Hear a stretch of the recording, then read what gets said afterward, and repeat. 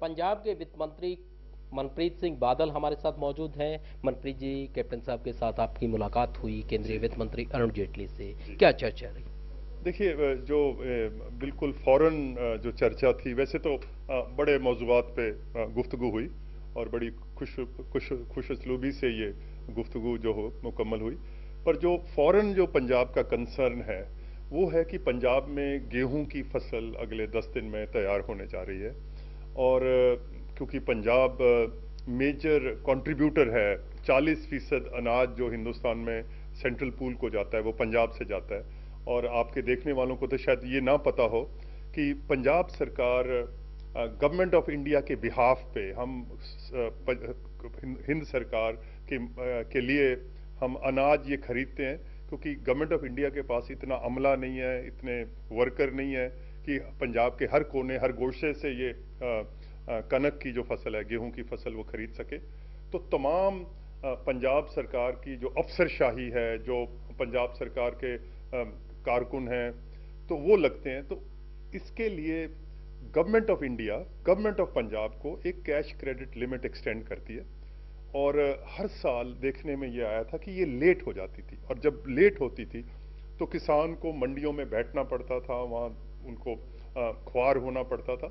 तो इसलिए क्योंकि पहली मर्तबा ये सरकार बनने के बाद कैप्टन साहब, चीफ मिनिस्टर साहब दिल्ली तशरीफ लाए हैं, तो सबसे पहले तो फाइनेंस मिनिस्टर साहब से यही दरखास्त करी कि रिजर्व बैंक ऑफ इंडिया को ये हिदायत दें कि जल्द से जल्द कैश क्रेडिट लिमिट जो है वो पंजाब के बैंकों में पहुंच सके, ताकि जिस दिन फसल आए पंजाब के किसान की फसल तोल के और उसको जो मुनासिब दाम है वो चेक उसके हाथ में दे दिया जाए कि 6 महीने की जो पसीना जो है वो उसका सूख जाए। वैसे भी ग्रंथों में ये लिखा है कि मेहनत मजदूरी जो होती है पसीना सूखने से पहले अगर मिल जाए तो ये सच होता है, ये ठीक होता है। तो क्या केंद्रीय मंत्री ने इस तरह का आश्वासन दिया कि पसीना सूखने से पहले मजदूरी मिल जाएगी, इस तरह के प्रबंध किए जाएंगे, कैश क्रेडिट लिमिट मंजूर की जाएगी? बिल्कुल, क्यों नहीं, क्योंकि हमने अपने लिए तो खरीदनी नहीं, गवर्नमेंट ऑफ इंडिया के लिए खरीदनी है।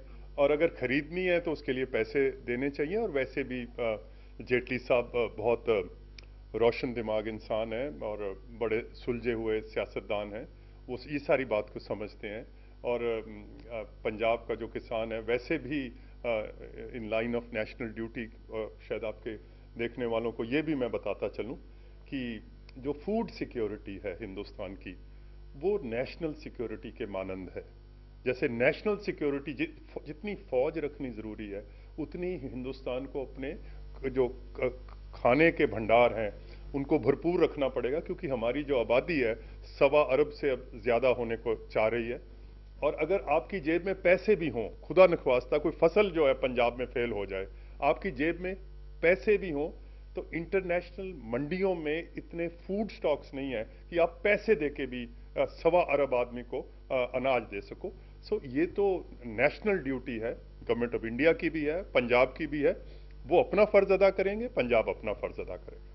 इस तरह सर, जब सीजन शुरू होता है, जब फसल मंडी में आती है, तो कई बार इंतजाम को लेकर किसान के द्वारा जो इंतजाम है गवर्नमेंट के, उन पर सवाल खड़ा किया जाता है। कहते हैं कि इस तरह के इंतजाम नहीं हुए, उनकी फसल पूरी नहीं बिक पाई। तो अब की बार के लिए आपने किस तरह के प्रबंध किए हैं? क्या पूरी तरह से गवर्नमेंट तैयार है? देखिए, कैप्टन अमरिंदर सिंह पहले भी 2002 से लेकर 2007 तक पंजाब के चीफ मिनिस्टर रहे। और एक बात जुबान ज़दे आम है पंजाब में कि जब कैप्टन की सरकार होती है, एक एक दाना बिकता है और पेमेंट उसी दिन होती है। मुझे लगता है सरकार पंजाब में कांग्रेस के आने की एक वजह यह भी है कि पंजाब के किसान का कैप्टन अमरिंदर सिंह साहब पे बहुत बड़ा एतमाद है। जी सर, आप लोगों ने जिस बात को मैनिफेस्टो में भी लिखा, किसान जो है पंजाब का, उसकी हालत ठीक नहीं है, वो कर्जदार है, तो उसको लेकर क्योंकि मुख्यमंत्री की एक बैठक प्रधानमंत्री के साथ भी होने वाली है, तो क्या वो एजेंडे में चीजें हैं और उसको लेकर प्रदेश सरकार किसी तरीके से सोच रही है कि वो कर्जा माफ किया जाए? देखिए, पंजाब सरकार इस बात पे बहुत संजीदा है कि पंजाब के किसान को अपने पैरों पे खड़ा किया जाए।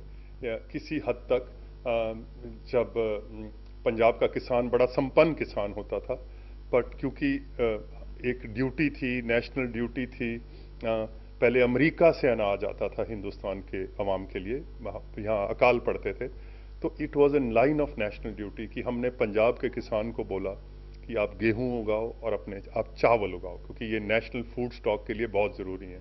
तो ये सीरियल प्रोडक्शन है, सीरियल प्रोडक्शन के सिलसिले में हमने पंजाब की जो ज़मीन है उसको जहर से भर दिया, पंजाब का पानी ख़त्म कर दिया और पंजाब के किसानी को इस गुर्बत ज़दा हालत में लेके आए हैं।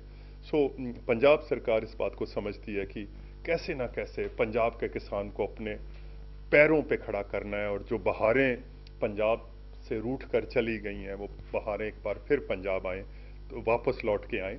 सो इसके लिए किसान को खुशहाल करना और उसके लिए जो कुछ हमसे हो सका और बन सका, और उसमें सबसे पहले तो यही है कि जो एग्रीकल्चरल डेट है उसको कैसे ना कैसे कम किया जाए, उसका बोझ। तो आज प्रधानमंत्री साहब से चीफ मिनिस्टर साहब की बैठक होने जा रही है और उसके एजेंडा में ये भी शामिल होगा। और पंजाब अकेला या वाहिद सूबा नहीं है जिसके किसान की हालात जो हैं वो काबिल रहम है।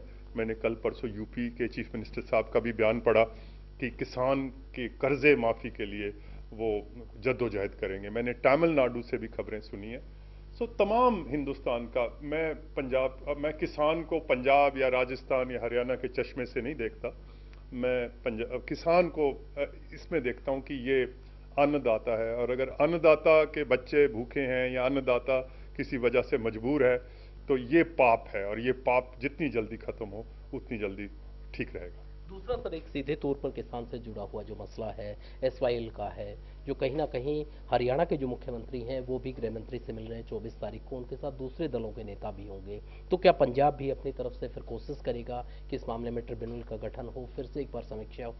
देखिए, ये तो एक बड़ा पेचीदा मसला है और मैं शायद 2-4 जुमलों में इसको ना समेट सकूं, पर अगर आपके सुनने वाले एक चीज़ अगर आप समझ लें कि पंजाब, हरियाणा हमारा छोटा भाई है। पंजाब के लोग तंग दिल या कमज़र्फ नहीं हैं। हम हरियाणा को किसी वजह से कोई चीज़ हमारे अख्तियार में हो और हम हरियाणा को या राजस्थान को ना दें, ये हो नहीं सकता। तो एक तो ये समझ लेनी चाहिए। पर जब हरियाणा और पंजाब की तकसीम हुई थी तो हर चीज़ पंजाब और हरियाणा की, क्योंकि पंजाब को 60% हिस्सा मिला लैंड के हिसाब से और हरियाणा को 40।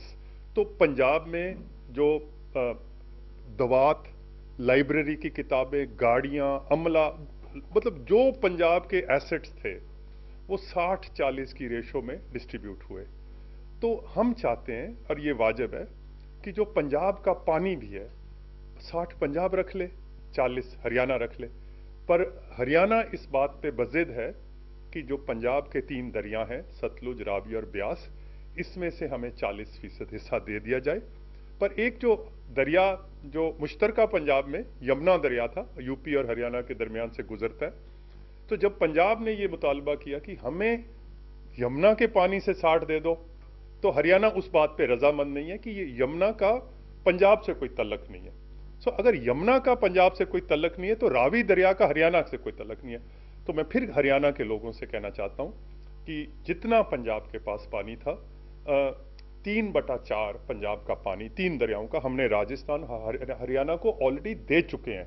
हमारे पास 1/4 रह चुका है। गुंजाइश नहीं है, बच्चों की रोजी रोटी का है, हमारी आने वाली नस्लों के मुस्तकबिल का सवाल है। हम तंग दिल लोग नहीं है। जो एग्जिस्टिंग यूसेज है, जो हरियाणा ले रहा है, कोई किसी कानून की बात नहीं कर रहे, किसी प्रिंसिपल, जो राजस्थान ले रहा है उसको हम गारंटी करेंगे, वो उनसे पानी हम वापस नहीं लेंगे। पर जो हमारे पास है परमात्मा के लिए, अब उस पे अपना हक ना जताओ, क्योंकि हमारे बच्चों के पास रोटी खाने के लिए। तो क्या केंद्र से अपील करेंगे कि इस मामले में दखल की जानी चाहिए? देखिए, मैं तो कहता हूं कि जो आदमी केले की रेडी लगा रहा है उसकी भी बात समझ में आ जाएगी। अगर 60-40 में बंटवारा है तो इसमें किसी को क्या एतराज हो सकता है? अब ये कैसे हो सकता है कि जमीन हरियाणा के पास 40% है पर पानी उसको 60 चाहिए और दरिया पंजाब में से गुजर रहे हैं? तो मुझे लगता है रजामंद होना चाहिए। तो ये थे मनप्रीत बादल, जिनका साफ तौर पर कहना था कि वित्त मंत्री अरुण जेटली जिससे उनकी मुलाकात हुई है और उन्होंने पूर्ण तौर पर कहा है कि कहीं ना कहीं केंद्र का जो पूर्ण सहयोग है वो राज्य के साथ बना रहेगा। कैमरामैन आदित्य पांडे के साथ आलोक संवाने में।